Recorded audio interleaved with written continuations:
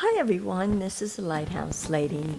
Today I'm going to show you how I cooked my very first meal in my new Instapot Ultra. It's a 10-in-1 multi-use programmable pressure cooker.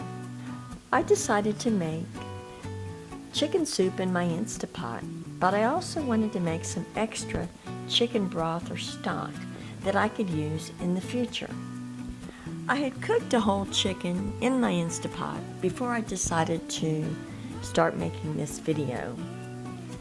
When I originally placed the chicken in the Instapot, I added 3 cups of water and seasoned it.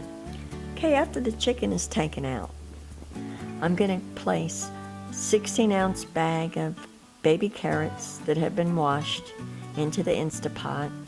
I cut up 2 stalks of celery and 1 whole onion and place it in the Instapot.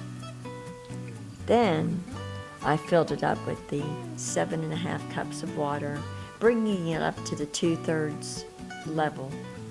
And I also added a few pieces of the chicken, including the bone.